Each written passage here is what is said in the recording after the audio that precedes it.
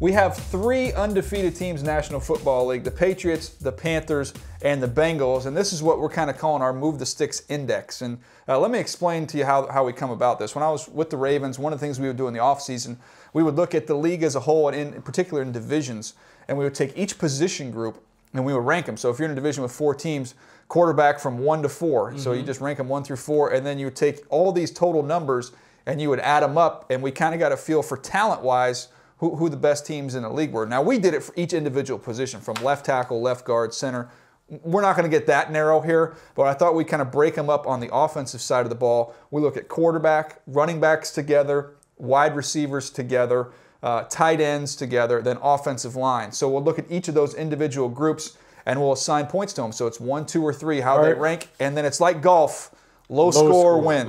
Low score wins here, Buck. All right, so if we start off with the quarterback position, look, there's 3 guys playing at a very high level. We look at these 3 undefeated teams. Andy Dalton having the best year of his career. Tom Brady playing at all-time level for me. And then also Cam Newton carrying this Carolina Panthers offense with very little around him, Buck. And when I rank them, got to go Tom Brady number 1. I mean, that's kind of a no-brainer for me. And then I follow him up, Carolina 2. That's the tough one, Carolina, Cincinnati. I still give Cam the edge there. I know Andy Dalton has better numbers. Andy Dalton number 3. But I want to go back to Brady real quick. I'm watching him in that game last week. They run a play. They go empty. They split it out. They put Dion Lewis split all the way to the sideline. Yeah. The Redskins walk a linebacker over him. So he knows he's got something. I was watching it with Baldy this morning, and we were laughing because Brady gives him a little hand signal. It looked like a pump kind of behind his back. So it looked like, okay, it's a pump and go. So Brady has a free safety in the middle of the field that's all him. Most teams, you need a receiver to hold a safety. Brady does it with his eyes. So he moves the safety with his eyes about 2 steps to his left, raises up, throws a dime to Dion Lewis. He drops it in the end zone. Fast forward, the 4th quarter, Dion Lewis is out. They put Bolden in. Same play, same exact matchup, holds the safety the same way, touchdown. I mean, you cannot be that simplistic against Tom Brady. He will carve you up, and he's playing at all-time level right now. He is playing at all-time level. If you're static against Tom Brady, he understands how to read your mail as a defense. He'll figure out where the vulnerabilities are, and he will attack it. What I love about the Patriots, they are not afraid to use the same play over and over and over again. You allude to them making the play with Dion Lewis, running the sluggo outside, coming back to it for Bolden's touchdown. They did it in the Super Bowl. Julian Edelman misses on a whip route. They come back to it in critical times because it was a great play. Tom Brady is playing at probably the best level, the highest level that I've ever seen throughout his career, and that is saying, even in 2007 when they went through the league, so efficient, rarely makes mistakes, distributes the ball evenly to the playmakers on the outside, doesn't take sacks. I mean, this guy is just, I call him the ultimate game manager. And when I mean that, it's the highest form of flattery I can give, the highest compliment I can give him. He understands how to win at situational football. He understands when to gauge and dial back the risk, but he also understands how to make the play when the play is there to be made. Not all quarterbacks are equipped to be able to change the game based on what is needed on that given. So do you have the same order as me, Buck? Oh, no. I think you have a little out of order. I do have New England first. Yep. I have Cincinnati second and Carolina third. Okay, so you flip Dalton over. Dalton over Cam Newton because, to me, Dalton is playing the best football of his career. He's very efficient, doing a great job getting the ball to those playmakers. And I know that we can argue that the Cincinnati Bengals have a stellar supporting cast around him. But what we're seeing him do is what you expect quarterbacks to do. Make plays, be efficient, don't turn it over, and find a way to win games. He's doing it at a tremendous level. I like what Cam Newton is doing, but the one thing that troubles me about Cam, the turnovers. Still too many interceptions for him at the position. Sometimes it's due to the mechanics. We talked about his sloppy footwork, but he's talented. He's doing a lot. He has a lot on his shoulder. Doesn't have a supporting cast to really allow him to play the way that he could play. But the turnovers, so that's why I have Andy Dalton over him. All right, that's it for the quarterbacks, Buck. Let's move on to the running backs. What's your order here? 1, 2, 3. Who you got? I'm going to go with Cincinnati, Carolina, New England. The combination of Giovanni Bernard and Jeremy Hill are the 2 best running backs to me in in that discussion. I think with Deion Lewis potentially being injured, I can't put him up there. So I'm going to go with those guys. I like the way they can run inside and outside. Giovanni Bernard is the guy that can go to spread sets. Jeremy Hill is the closer. And because of that, I think the Bengals are superior to the other teams in the division. Yeah, look, the running back they can hit you with, it's a variety. And both guys can do everything. I think sometimes you look, okay, we got a big back and a little back. Both those guys can catch the ball out of the backfield, can make plays running and catching the ball. So, look, when I look at these groups of running backs, I can't argue with you when I look at my order, Buck. I mean, the Cincinnati Bengals, to me, are clearly the number one group. Now, I switched around when we get to number 2. I was close. New England and Carolina. I just think with LeGarrette Blount, the way he's rolling, I've seen him have the success with this team in this system in the postseason, especially as the weather gets warmer. He can lean on you. He can wear on you. He's a physical back. I think he's built for what they want to do going forward. I love Jonathan Stewart and the way he's playing. In the back of my mind, I worry, is he going to be able to hold up, kind of being that guy? He's had that sidekick forever. That sidekick's no longer there in D'Angelo Williams. That was a tiebreaker for me. I ended up going LeGarrette Blount, putting the Patriots number 2. Yeah, you know, the big thing for me is probably because I'm reactionary to the injury. If Deion Lewis isn't there, I don't know who they get to make up that production. He had given them something that they desperately needed in the backfield, a guy that can make plays Got some wiggle. as a runner, as a receiver, and upgrade over Shane Vereen and even Danny Woodhead. He is the guy that is the closest thing to Kevin Falk that they've had in that lineup, and we knew how much Tom Brady relied on him. If he's not available, I wonder where do they turn to get that production in the backfield. Yeah, tough to see him go down against the Washington Redskins. Let's move on now to wide receiver, and this to me is pretty cut and dry when I look at the rankings here. When you look at the Cincinnati Bengals, you see a picture of A.J. Green here up on the screen, Danny Amendola, and then Devin Funchess has done a nice job for the Carolina Panthers recently. But to me, it's Cincinnati Bengals are clearly the top group, and not only that top-tier talent when you look at a guy like A.J. Green, but also Mohamed Sanu. You look at Marvin Jones. They've got so many different weapons they can throw at you. They're clearly number 1. Follow them up with the Patriots with Amendola, and you also have Julian Edelman. They're just going to pick you apart underneath. They're number 2 for me. The Panthers, a distant number 3, especially no Kelvin Benjamin, although I like what Devin Funchess has brought them. But the Bengals, as you see right here, they're my number 1, and it's not close. You know, and I can't disagree with that order. The Cincinnati Bengals, the way they can dial it up, A.J. Green is the focal point of the passing game. But when teams elect to take him away, Marvin Jones being able to make plays on the outside, Mohamed Sanu being able to deliver big plays at any moment.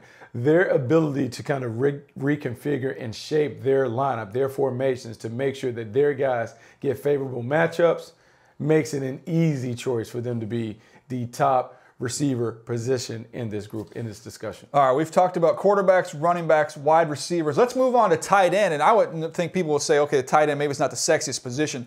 These 3 teams are undefeated, and these 3 tight ends are a big reason why it is a loaded position with these groups. How would you rank them 1 to 3, Buck? 1, 2, 3 for me. New England, Cincinnati, and Carolina. And that may be a bigger surprise considering that Greg Olsen is a Pro Bowl caliber player. But New England to me, look, it all starts with Rob Gronkowski. We're talking about arguably the best tight end in National Football League history. Big physical guy, a guy that can really create mismatches all over the field, dominates linebackers and defensive backs in space. You have to like him. The reason I'm giving the Cincinnati Bengals the nod over the Carolina Panthers, Tyler Eifert is playing at an unbelievable level. 9 touchdowns already. Athletically, he and Greg Olsen are probably watched each other out, but I'm going with the younger guy, the guy that's emerging as a superstar in our league. I think Eifert may be the second best tight end in all of football right now, the way that he's playing. Yeah, no, he's been outstanding, Buck. When I go to my order, I agree with you. Number 1, Rob Gronkowski. I know other people might have numbers that are similar, but nobody affects the game like Gronk affects the game. Not only when he's catching the ball, running after the catch, being a red zone threat, but simply as an attention grabber. I mean, he's going to grab the attention of defensive coordinators, of safeties, of linebackers, and that frees up so much else inside their offense there for Tom Brady.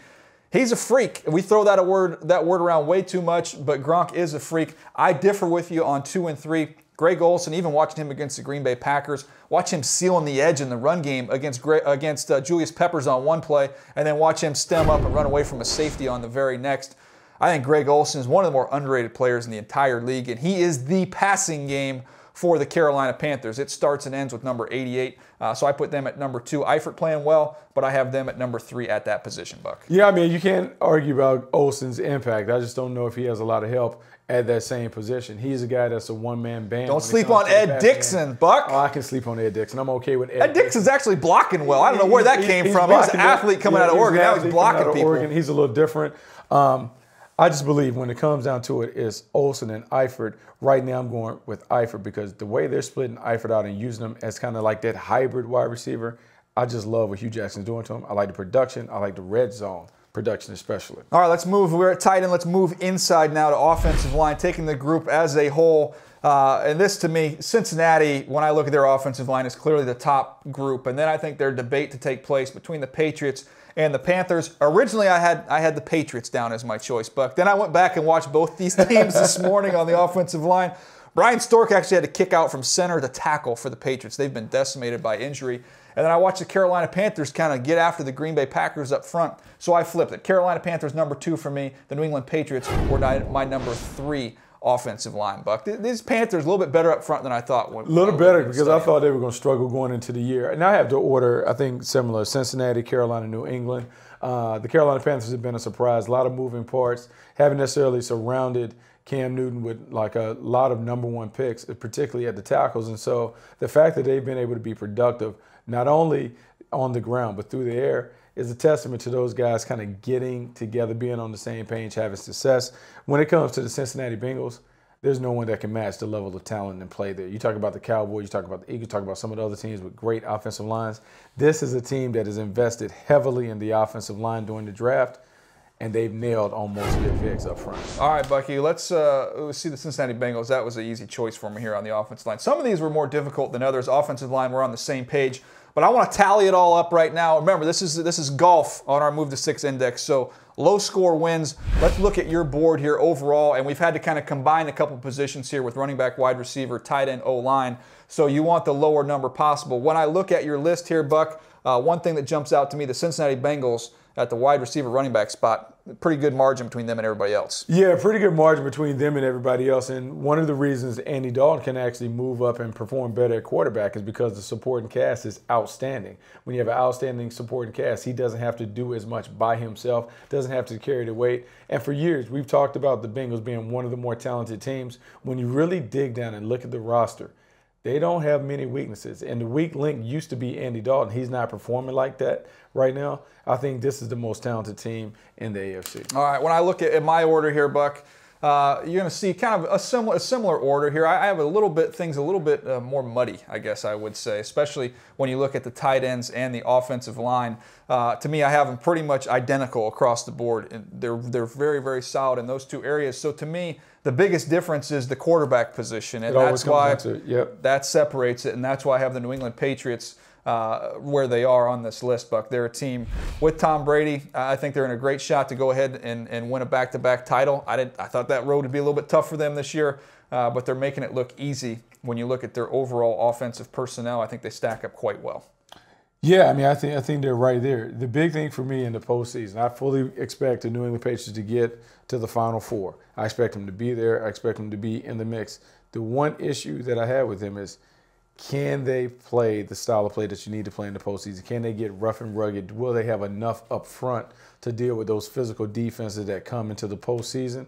I just don't know. And look, Tom Brady's played at a high level, but I still wonder if Amendola, Julian Edelman, if those guys can get open and people just commit to locking up, locking it's it down. It's your Brandon LaFell jersey, Bucky. And put the ownership and put the onus on Rob Gronkowski to make the plays in the passing game.